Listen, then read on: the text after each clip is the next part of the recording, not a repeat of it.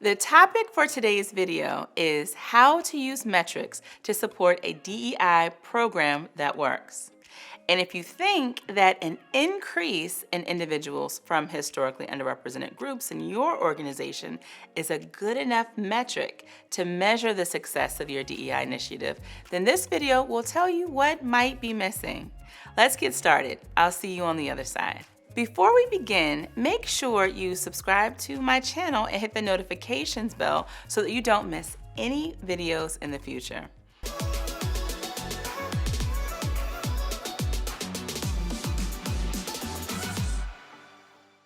All right, so I will talk about metrics in terms of diversity recruiting rather than DEI as a whole. What I am observing within organizations is that many of their metrics are focused specifically around representation. If they have met representation goals, they may say that their diversity recruiting program is a success. But I want to see workplaces that go above and beyond when measuring. Yes, it is completely okay to track representation. Let me be clear on that. And if you are increasing representation among specific groups, that's great. But also, we still need to ask, are we moving the needle in the right direction overall? Not just with who we are hiring. You can increase representation among specific populations and still have a non-inclusive or bias-filled hiring process. Here's how that can happen. Some organizations are actually overcompensating to source and attract more people from historically underrepresented groups to apply to their positions. They have to attract more and more people because so many people are falling out of the hiring process.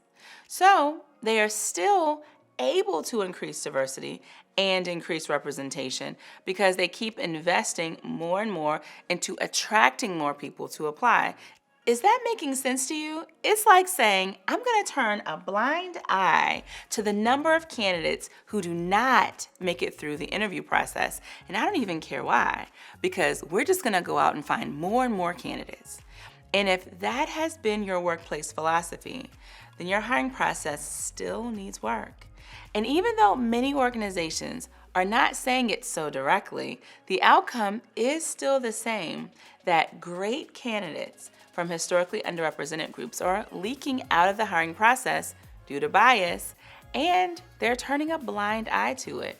So my point here is to go above and beyond just thinking about metrics as asking, have we increased representation? To also saying, are we moving the needle in the right direction too? Do we also have an inclusive hiring process too? By the way, is your organization using artificial intelligence as a diversity recruiting tool?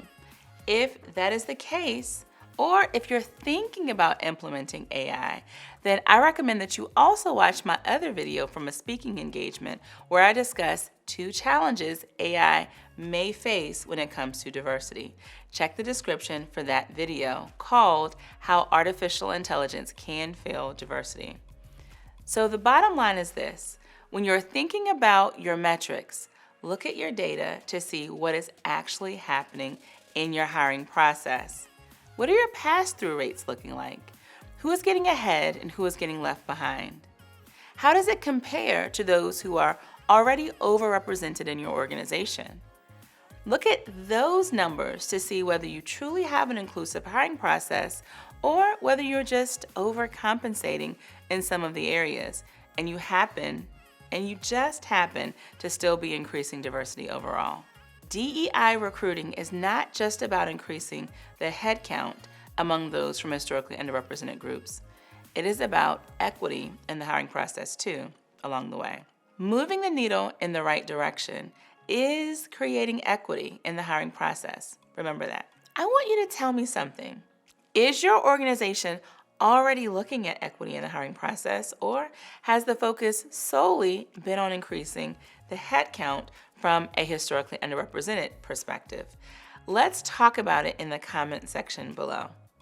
Now, we also have a free downloadable checklist for leaders called the Platinum Checklist for Hiring Professionals.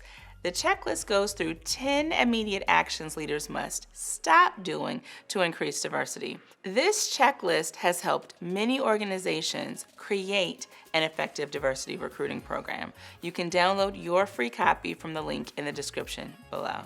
I hope you enjoyed this video on understanding the metrics for diversity and inclusion that you should be tracking.